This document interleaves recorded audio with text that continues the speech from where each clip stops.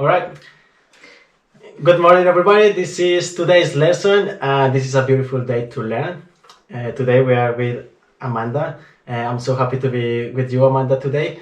Let's start by talking a little bit. I know we have very interesting things to talk about Achilles, about your career, about I don't know, maybe family. Let's start by talking a bit about your background or.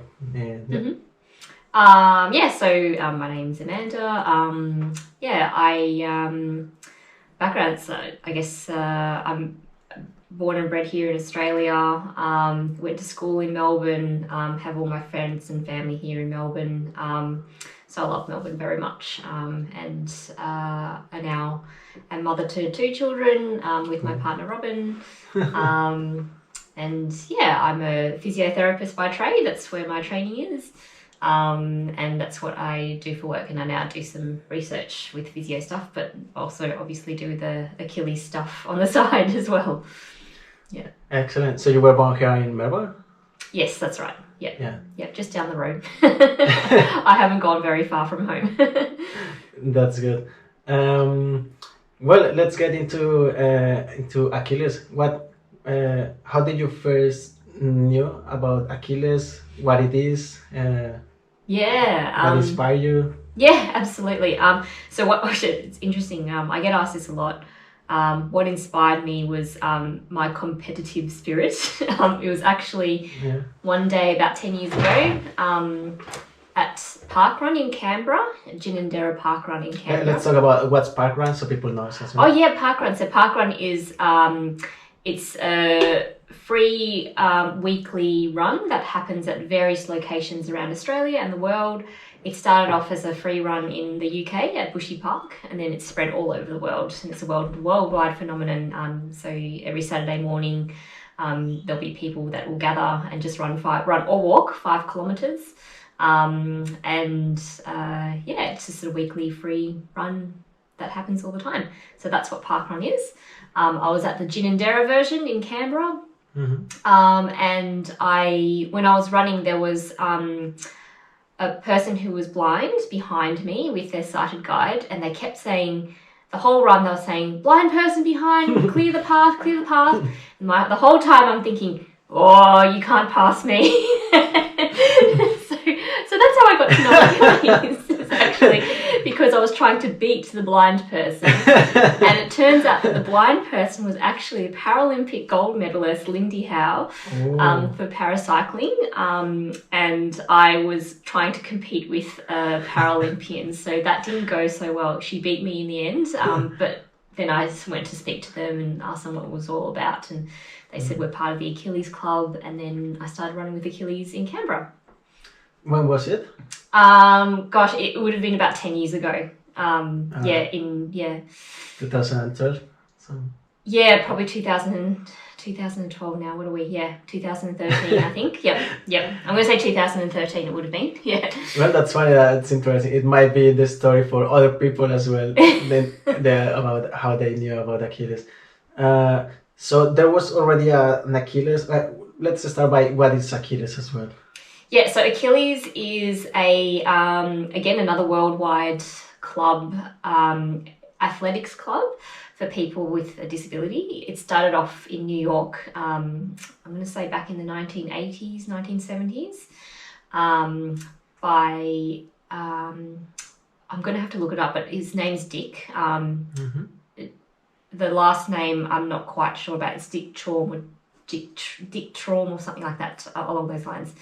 And he created the club for ex-service people who'd been injured at war, for them to come back to have an athletics club to be part of a community.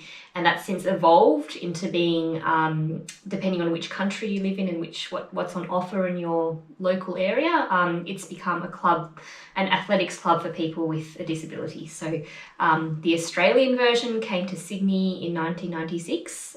That was started by Ellis Jenks. And then it moved to Canberra about a decade later. Probably the late 2000s, it went to Canberra. And then then that's when I got in touch with them and ran with them. And then when I moved back to Melbourne, back home again in 2016. Oh, you were living in Canberra? I was living in Canberra, yeah. So I lived there between 2012 to 2016. And then I came back home and brought Achilles back to Melbourne because I decided there wasn't an Achilles here and there needed to be one here. Yeah. So excited. Okay, well, that's why now I understand. I tried to Google Achilles Colombia or Achilles Bogota, my city, Yes. to see if there is an Achilles in Colombia. Yeah, in Bogota there is an Achilles. I saw some pictures, and actually there were some people. I'm not sure what's the word. Wounded by maybe war or I don't know why. Yeah, and other physical disabilities. With some physical disabilities, and yeah, I was so happy to know, and it seems to be quite big there as well. So sure there must be many other countries as well. Yep. So it came first to Sydney, then Canberra. That's Yep. how you knew about it. Well, but there is still some step from knowing about an Achilles or an organization Yep. to actually bring it to a city or to, I don't know. What was this process or your journey once you knew, okay, I want to bring this to Melbourne, but how is that process of actually making it? Yeah, it's a bit of a story. It's actually not a very positive story. How we made it happen, but that's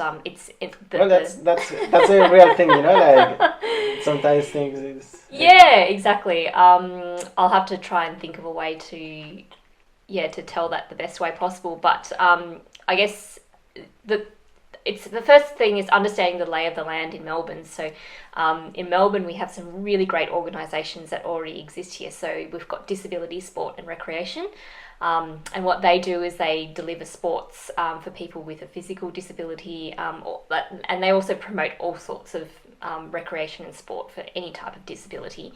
So they are a fantastic organisation, which is why the Achilles in Melbourne doesn't generally cover people with a physical disability. It's just mainly the vision impairment side of things in Melbourne. What's their name or how? Disability Sports and Recreation Victoria. Yeah. So many people with any type of disabilities can also be there. That's it. Yeah. That's so good. Because they do such a good job, there's no gap for us to fill with Achilles there. So they do a good job with doing wheelchair basketball, wheelchair rugby, modified cycling, all that sort of stuff.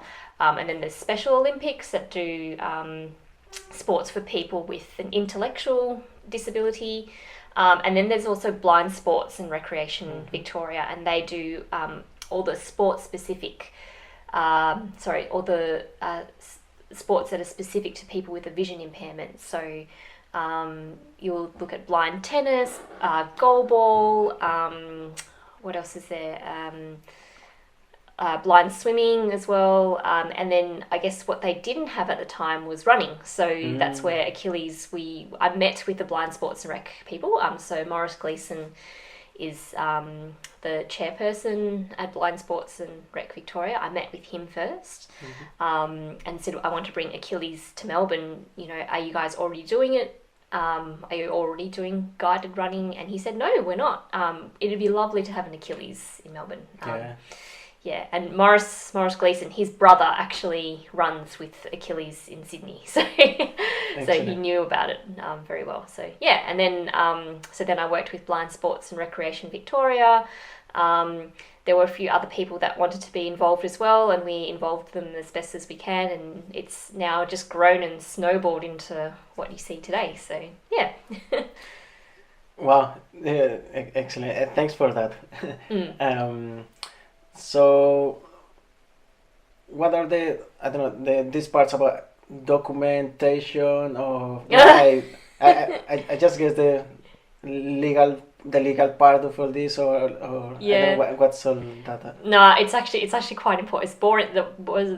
Boring but important. Yeah, it's so you have to go through a lot of paperwork with Consumer Affairs Victoria to tell them that you are an official or legal club together, so that if anything ever goes wrong, that someone perhaps wants to sue you for any reason, that they sue the whole club and not just me. Okay. So we are legal. We had to go through some paperwork to make sure that we were a legal entity, And then we went through the Australian Charities ACNC. I can't remember what it stands for, but ACNC does all of the charity administration, and so we went to them to say we are an organisation that is fulfilling a charitable purpose as well. And then after doing all the checks and balances with them, they said, yep, that's great, we'll approve you. And then we went to the tax office and said, will you make us a tax deductible gift recipient? So that means that if someone ever donates money to us, it's tax deductible for them. So so then I guess for me, I'm a physiotherapist. I have no skills in this area at all these legal requirements and things like that. I had to and also the frustrating thing is that every state is different. So even though there's an Achilles in Sydney, there's an Achilles in Canberra, they can only tell me so much because the rules are all slightly different in all the different states. So I had to try and figure that out myself. But I did get some help from some lawyers. They helped us for free, which was really lovely. So yeah. It's just such a good purpose. So I'm sure people will be happy to help. How long did it take from that point in which you thought about the idea or you wanted to start doing things to make it happen until you finally had maybe the first Sunday meeting with some people and doing it? Yeah, oh gosh, it was so quick. Yeah. It was so quick. I didn't expect it to. I thought it would take, a year to gain momentum, but because we have an organisation like Blind Sports and Rec Victoria, they already had a list of people who wanted to do running. So I remember very specifically, I got here in February. I met with Blind Sports in February in 2016. By March, we had our first training already. February and March? Yeah. Wow, it was quick, yeah. Yeah, and the first training we had some people with vision impairment already, so I can name the people. We had Amir Abdi, we had Simon Weatherow, Adam Coops was there, we had Mehdi Hassani, and also Bridget Jolly as well. They were all there, and then we had some sighted guides, and the ones who are still around today, Jacinta Wobbin, she's still around, Tanya Martin, so those guys have just sort of stuck it through. And of course my partner Robin, he was there the first day as well. So yeah, it's funny, I call Achilles my first baby. My first baby, and then I've had other babies after that. So yeah. Okay, so it means that there was already the need. Yeah, that's because it. There were people that they want with blind disability and they wanted to do running. That's right. So you didn't have to start telling many other people to have to come. They just wanted to. There was a need. They wanted to. That's right. Yeah, they were already, I guess, registered with Blind Sports and Recreation Victoria, and I guess what they had tried to do was try to match them individually in their own area. But this was the first time we'd ever managed to gather as a group of people. So we actually gathered at Kooyong, right outside the Vision Australia offices in the soccer pitch there. And that was where the first meeting was, in Kooyong. It's since then I think what's happened is that apart from obviously the word getting out about Achilles and people seeing us at fun runs and things like that, the people with a vision impairment themselves have gone and spoken to their friends and told them all about it, and that's how we sort of get it. Like, it's probably more word of mouth that have really got people involved. So yeah, exactly. Oh, okay, so it grew more for word of mouth rather than, I don't know, some type of publicity or social media or... Yeah, because I guess in some respects, I was pulling the bulk of the role of, president, secretary, treasurer, social media, trying to pull it all together. And then I, had friends like, I pulled my friends in to help out with some of the things. And I think, having to sort of cover all those roles, we didn't really have the widespread to do it. And at the same time, I was doing my PhD as well. So, must have been quite busy at the time. Yeah, it was quite busy, but, sets me up for being a parent with two children to keep me busy. So, yeah. So, how is it that you got involved at some point with the blindness? Was it because you were looking for I don't know why the blindness disability or Yeah, also I've been asked this before as well, and people have asked, have I got family members or something with, and I don't. I don't have any. I've actually never known someone personally with a vision impairment or blindness until I got involved with Achilles. I think through my work, I'm a physiotherapist by trade, and I've always wanted to work with people with like long-term issues. So whether that's, they've had a stroke, they've got multiple sclerosis. I now work with children who we try and, who've been born very sick, and trying to help them make sure that they're moving well, that sort of thing. I think that disability side of thing has always been an interest of mine. And then knowing that I could, and I love running as well, so knowing that I could combine the two together, disability and running, it's like a match made in heaven for me. So, yeah. Okay. Who else could you say that was involved? Like, I know it started like in your mind as your idea, but along the process, because it involves the help of many people. Yeah. Who else was like, was there more people involved, or at some point you were able to hand out some responsibilities, maybe the social media things and emails and Yeah, that's it. So the early committee was myself, Jacinta Wobbin, who was there at the first, and she's still guiding today. She guided Maddie at the half marathon Sandy Point a couple of weeks ago, so I saw it. She's still very much involved. Yeah, half marathon, that's good. Yeah. Maddie, and some guys have done the marathon as well. So. That's right, yeah. Yeah, every time I go to Achilles, I really find very impressive life stories, and that's one of the reasons I really like doing this. It's just sometimes you don't expect it, and you get these amazing stories. So who else was helping you, or how? So the early committee, we had my friend from, I've got a really old school friend, Tammy Din. I roped her into the community. I said, please, can you help me? Because she's got really good organisational skills. And she was our first like official social media person. Dragged me reluctantly onto Instagram. Didn't want to be on there, but it was a really good move to make. And then, so we also had Simon Wotherow as well was on the team. So it was Adam Coops. We eventually had Francois as well. Francois Jacobs was on the team as well. Julie Boyd was our earliest secretary. And I'm sure I'm forgetting someone. Amir was on the team as well at one point. So so they're like we were all sort of learning together and sort of not sure what to do. But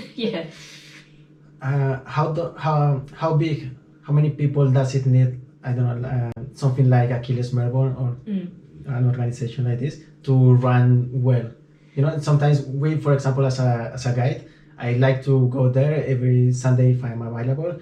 But sometimes we tend to forget that there is more than that. So I don't know, how many more people does it take to run the thing and so kind of functions? Absolutely, there's never enough people. I guess Achilles. So we have our Sunday training, which everyone comes every week to do the training. They guide, they run with their person. There's our Wednesday training. And then there's the Wednesday strength training, which is either online or at the Kathleen Syme Library in Carlton, or now that's almost we're going into summer, they'll go back to the tan as well and do it on the grass, all the exercises on the grass. So there's the Sunday training, the Wednesday training, but then in the background there's people doing forming partnerships with other people. And then there's people making sure that we are keeping up with all of our boring but important reporting requirements to Consumer Affairs Victoria. There's someone doing social media. There is our treasurers doing all the finance and making sure that all the money that goes in and it's all accounted for. Any money that goes out is all accounted for. People looking at our merchandise and making sure everyone has a club shirt that they can wear, or people have tethers they can hold, or bibs, and all of this organisation in the background that happens. Even having someone at home storing all the stuff at home and having that available and going to the post office to post post out people's shirts all the Yeah, time. and the suppliers, if they are here in the country or how Yeah, it works, exactly. logistics, yeah. Yep. So we end up being, a bit of a shop as well. And then on top of that, we've got people organising, making sure that the Sunday training, the coordinators all rostered on. And then we've got people who are organising our race teams. So we've got Melbourne Marathon coming up in a week and a half, and making sure that we're communicating with everyone about what to do, how to train, where to meet people, where to pick up their bibs, that sort of stuff, and supporting those people and making that communication during the week. And then the next thing we've got now is the hiking program as well. So the bushwalking and hiking. Is that new or? Yeah, so we've only just had the first one. Well, we've done a few bushwalks and hikes in previous years, but it was only maybe once a year and when we had a volunteer available. So I always said to myself, once I manage to hand over the presidency to someone else, so now that Maddie is president. Yeah, so Maddie is doing that. So she can take the presidency and I'll start the hiking thing and the bushwalking thing. So between myself, Max, Karen Buckley and Deb Christie, and there's a few other of us as well, we're sort of planning some bushwalks, some more regular ones that haven't, because people have been asking it for such a long time. But the problem is that the hiking and bushwalking takes a lot more time and effort to organise. And also the other complicating thing was getting the right insurance for it as well. Previously, our insurance didn't cover us to do bushwalking, and then we had to organise that and then get the insurance and then we can go on, that sort of stuff. So it's a bit of an undertaking, but we had the first one in Listerfield at the start of September, and it was great. We had 6 people walking around Listerfield Lake and another 6 people off on a little bit of a trail run, and it was just, we had a bit of a barbecue at the end, and the difference in scenery, being able to get mud all over yourself, and having a barbecue at the end to bond and socialise with everyone, it's just so special. So yeah, we'll be keeping that going on as well. Yeah, and we'll also get the trail bus to help us out with a few things as well, and getting the feeling of getting out of the city or somewhere close exactly for a day. Wow, that's a really good description. And it's exactly, it's so much going on in the background that sometimes most of the time we don't realize it, but of course that's very interesting. I like it because it's like an entrepreneur, like when someone is making let's say a company. There is so much things to do, so many things to do, legal and business and suppliers, sellers, etc. So I like to see it from a different perspective, which it's a non-for-profit organization, but it also involves like a fair amount of work, organization. I guess you have got some leadership skills with all this process as well. So that's really interesting. We might come back to Achilles topic a little bit later if we remember of something else that to talk about it. Let's talk about yourself. You said you studied physiotherapy. Yeah, that's right. Wow, and I don't know if it's just me, but I see you. I could say that you look quite passionate about this topic. So I trained as a physiotherapist back in 2008. So, and I haven't changed. Well, I'm still a physiotherapist by trade, and I still do physiotherapy. So I haven't really strayed too far away from a pure physiotherapist. I work with children who were born extremely premature or had or were unwell at birth. So by premature, I mean the baby is usually in the tummy for 9 months. So the babies that I work with, they were only in the tummy for maybe 5 months. 5 months? Yeah. I didn't know that. I thought maybe 6 months or 7 was the minimum. Yeah, so ideally most babies should be 9 months, but there are some that come very, very early. So about 3 or 4 months too early. And when they come when they're born that early, they have a higher risk of some problems with sometimes their thinking, the way their communication, their language, and the way they move. There can be some delays with that. So about half of them have anywhere between a mild to moderate to severe disability or delay.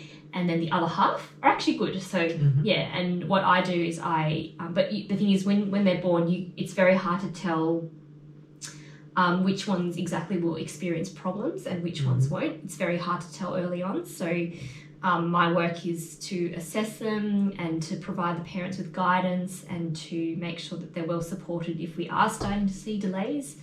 That we make sure that they're doing the best they can and putting in early intervention to help them with their movements and their thinking and their communication, that sort of thing. And then I guess so I'm now a researcher as well, and my research is around assessments of babies who are 3 months old. And how the assessments at 3 months old can predict a condition called cerebral palsy. And cerebral palsy is a condition where you have difficulty moving. So you might have trouble walking, you might need a wheelchair, you might have like half of your body might not be as functional as the other side. So but again, it's very hard to tell when you're a baby if you will have cerebral palsy or not.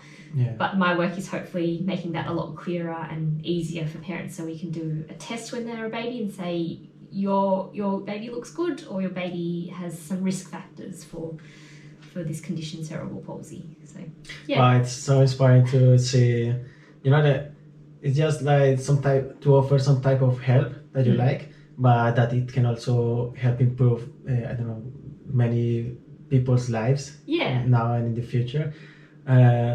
Yes, I don't know so much about the topic, but I have seen a few examples, and I think kids or babies, exactly, when things are identified or future illnesses, they can be improved very considerably if they are detected on time. That's right. I just want to mention an example. My partner's nephew, so she was already, I think, 2 or 3 years old. I'm not sure, maybe 1-2 years old or more. And the parents, they haven't realized that she actually didn't see much in one eye. Okay. So they noticed. I don't know. They found out. So apparently, what they did now is that I don't know so much, but I know that the brain works miracles. So I think they just cover the good eye. They cover the good eye. So they help improve the vision in the other eye. Like, kind of forcing it to work harder. I don't know so much, but it's just a small example of things that, as you mentioned, it's so hard to detect this type of things in kids and babies, and how that can completely change the life of a person in the future. Babies. And how that can completely change the life of a person in the future. I guess for your example there, and for every baby, their brains are like sponges when they're so young. It's like they soak everything up, and it changes as well. Like it keeps learning and it keeps changing, and the earlier you get it, the more it changes. So if you can find the problem a lot earlier, you can take advantage of all that.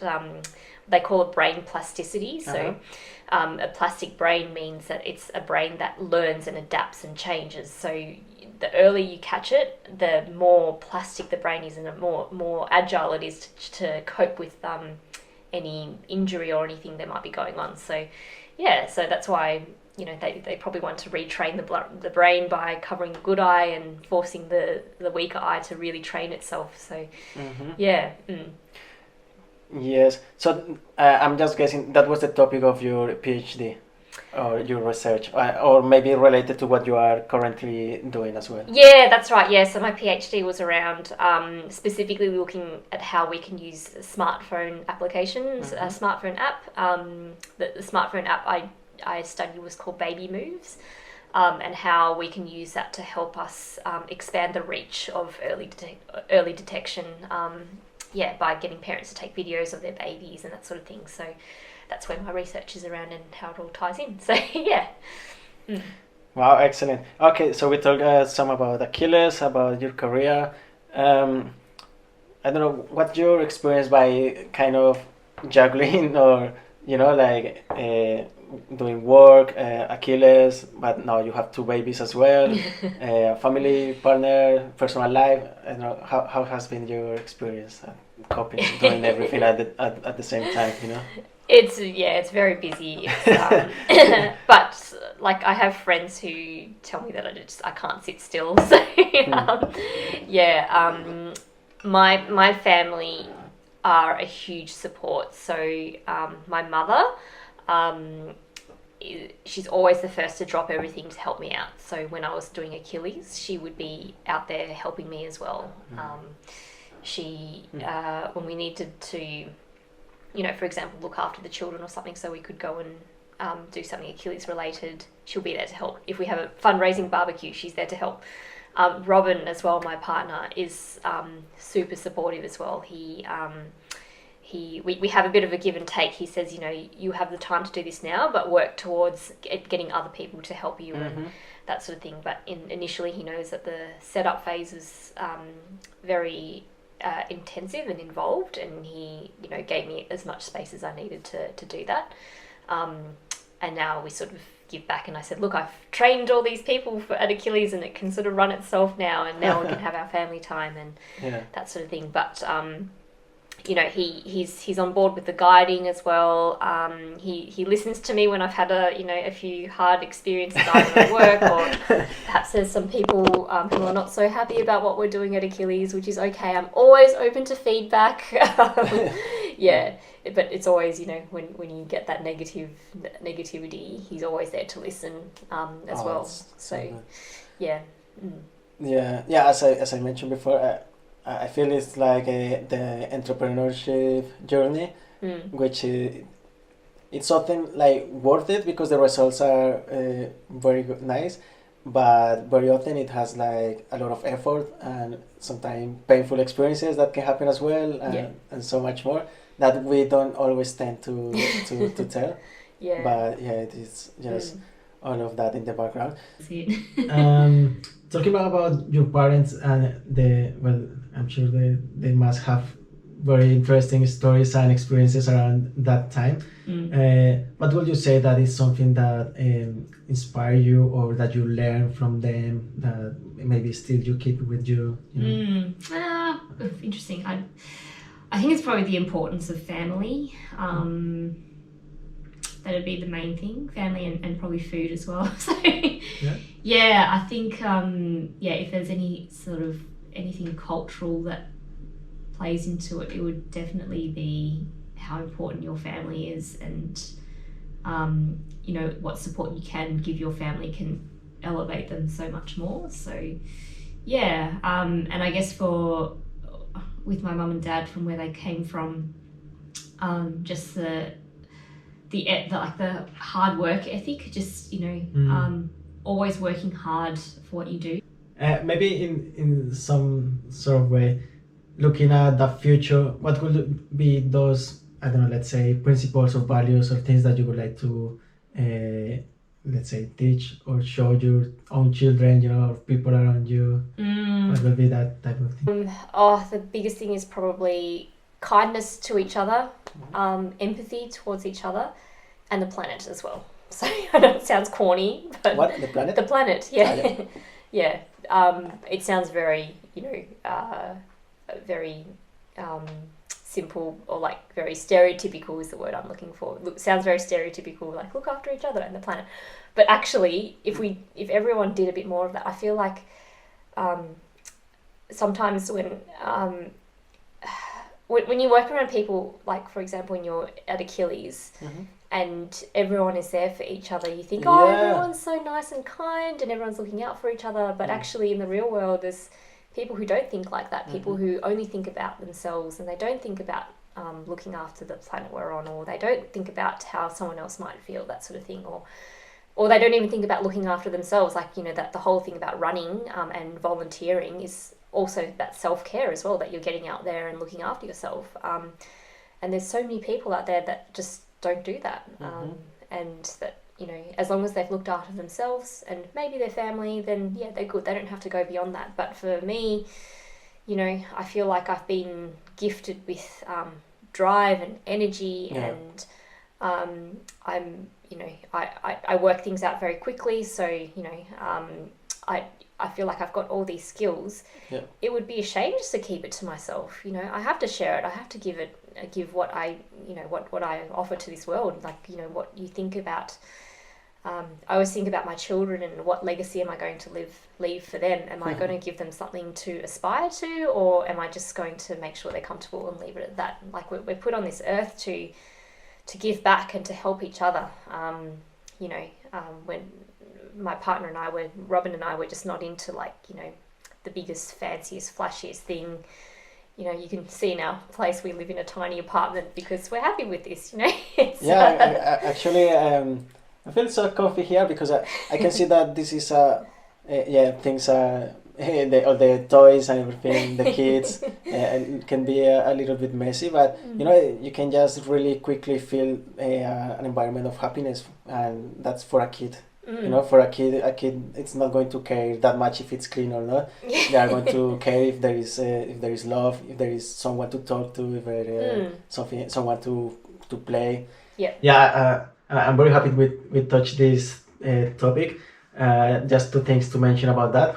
One, yes, many people probably haven't experienced that feeling of volunteering or what we were talking about, and maybe some people they just have never had the chance to do it, or true, or they haven't been shown, and so they probably don't know that much of what they might be missing.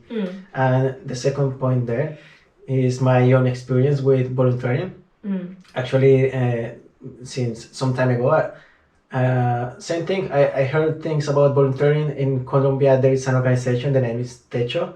They go to build houses for people and more. I remember back at home I heard about these things, but I was really never interested because I was very focused on, okay, I need to get some grades at my uni. I need to do these things, get a nice job. You know, it's so that was my vision at the time. But I have had a few experiences, and meeting Kadek was one of my main experiences. But also through Kadek, I came to Achilles, and once I got into Achilles, let's say I think 2 or 3 years ago. Instantly I really felt that atmosphere that you were just talking about, which is a space in which you really feel like there are people to like helping each other, but because they want talking in a nice way. There is not these things of status or ego. All that is just put aside and just to share with people and enjoy. And since I noticed that since the first day in Achilles, and that's why I have been back there almost every Sunday if I am available. And so that was my to talk about my experience. Also encouraging every time I can, I tell people do volunteering work if you can at some point, because you think you are helping other people, but I think the truth in the background is that it just does so much for yourself while getting that incredible feeling of being good or something good for people as well. But the background is like for yourself, it works miracles. And now to give you the word. How important is it to actually do at some point volunteering work or something without that personal, looking for that personal gain? Oh gosh. So as you've been talking, I just think, you know, it is true. There are some people who are doing it really tough. There are some people who, you know, struggle to get by day to day for life. You know, there might be mental health issues, there might be financial issues. I get that. I think when people realise what they can unlock by volunteering, and it doesn't have to be, you know, you can always, I think, if you know what you can give, or even just a tiny little bit of your time somewhere, even if it's just helping your neighbor with the shopping or something like that, you get so much out of it. I've gone on a tangent. What did you ask? Yeah, exactly that. Just- Volunteering. How good can it be for a person? Yeah, no, incredible. Yeah, no, I think you're absolutely right. I think a lot of the guides at Achilles, specifically for Achilles, they've always said to me, you get so much more out of it Yeah. as a guide than you think you are, giving the other person. But the thing it does is that when you volunteer, I think it grounds you as a person because you meet other people, and it's not like we get so tied up, being keyboard warriors online and Yeah. think we can tell everyone our opinion without actually listening to anyone. But when you're actually face to face with someone and you're working together to achieve something together, you put those differences aside, and perhaps you might even learn about the differences as well. We need to do more, we need to talk about these uncomfortable things, but we need to do it together in a nice environment. And I think our society would improve so much more if we would all, give up a little bit of our time in things that are interesting to us. That it's so beneficial for our community. Yes, I wanted to say something and then I forgot. Yeah, about volunteering. Okay, I got it. Yeah, two things. Number one, I'm just saying the word volunteering because that's sort of how it can be understood. However, when I think about Achilles, for me that word doesn't. I feel like it doesn't apply that much. I feel more like an space to work as a team. So I feel like there are some people with some blind disability, and there are us as guides. So I see it more in a way like we are a team. So Yeah. we need them to be there for us, so we can have a role as well, and we need to be there for them. So I like to see it that way. It's just like a team. So we need you to show up, so we can show up as well, Yes. and in the way around. So that's one way to see it that I like. And the other one is that, yeah, often when we think about, let's say, volunteering or charitable things, very often I think we tend to think that it's like money. Okay, what can I, yeah, sort of give money for some cause. But I think more often than not, it's more about, yeah, how can we probably do some actions that help improve. There are so many causes around. Or how can we provide our time or get a bit more involved. And I think by that way it's more rewarding, by getting involved, than, yeah, of course, giving money for some charities is a good thing as well. Everything counts, but yeah, that would be like a really good way to have an experience in it. Yeah, well, we have touched really interesting topics. I don't know. Is there any other lesson that you, or something that you have? Yeah, in no, mind? I just thinking about like the giving money as well, and like Yeah, donating money, that sort of thing. Like I don't know if you've heard about a guy called Peter Singer before. Peter Singer? Yeah. Okay, no, I'm not sure. He's a I'm going to say philosopher. He's a very famous guy who talks about something called effective altruism.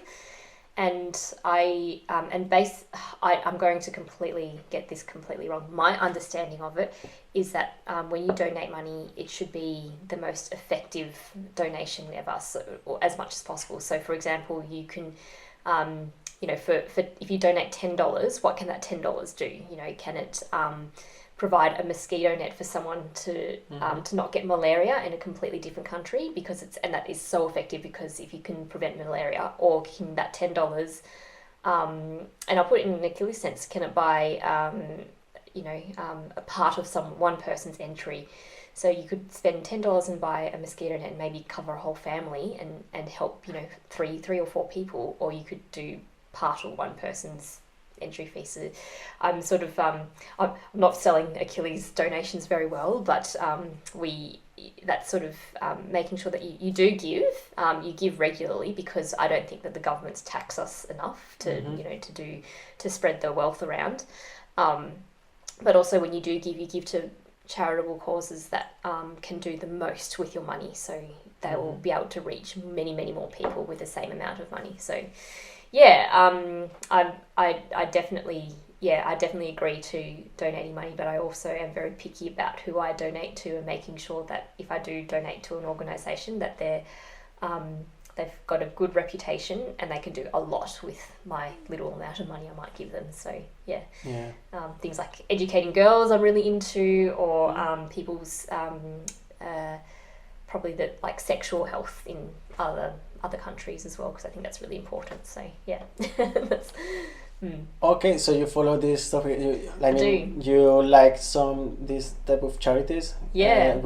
Mostly overseas or here? Mostly overseas. Which countries? Which charities? I don't know. Let's hear a bit. Yeah, I mean, like, because this guy, Peter Singer, he's got a charity called The Life You Can Save, and he helps people by sort of reviewing the charities and pointing people in the right direction to charities that are worthwhile. So there are people, they know they want to help, but maybe they don't know to which cause. Yeah. So they go to Peter and then they help them to focus, so their resources might be used in the best way. Yeah, that's right. Exactly. Yeah. And you've hit the nail on the head. It's like using the resources in the best way you possibly can. So, yeah. Well, that's good. Yeah. Well, Amanda, we have talked about Achilles, about your personal career, background, how important it is to volunteer, and we really encourage everybody. You are just going to get out most of it than what you believe. Yes. Well, I think we have covered it pretty well. Let's finish with any other idea that you might have, or something in mind, or no, something for Achilles. If I don't know, you can send a message to anyone who might be listening. How they get in touch with Achilles Melbourne or in any other country, or. Yeah, absolutely. So, am I allowed to look at my phone to look at the URL, make sure I get it right? That's all right. Well, anyway, on internet there should be. If you just Google Achilles International, and for the Melbourne one or any Australian chapter, it's www.achillesaustralia.org.au, and that will get you to the chapters of Sydney, Canberra, Melbourne, Brisbane, and Hunter Central Coast. Otherwise we're on social media as at Achilles Melbourne, but we would encourage everyone just to come for the guide training and just see what it's about. You don't have to come long term. We have no expectation for people to keep coming back, but we would really like as many people as possible just to come once, do the guide training, and then that from there I think that'll be such a huge impact, because the more people that know about it, the more understanding there is when you're just out running in the community. And you never know, you might just come across someone who does have a vision impairment, and it's those connections that might be really needed in the future. So please come along. Well, I just want to acknowledge what you have done in all these years. I'm really happy there is an Achilles in Melbourne. That's how I got in touch with the club. I'm really happy with all the amazing people I have met through this community. I just wanted to acknowledge you for all that, for doing the best you can to save the world, as we said, to leave this place a beautiful place for your kids, for future generations. Let's finish by doing that. What would be that impact that you think you would like to leave, let's say, for the killers, the communities, looking at the future, your family, people around? Just a more kinder, empathetic place, really. So, just people who listen and do their best to leave this place in a better way than what they found it. So, Kindness and empathetic. Yep. All right. Thanks for that, Amanda. Thanks, Sergio. All right, we did it. I hope that was all right. Good.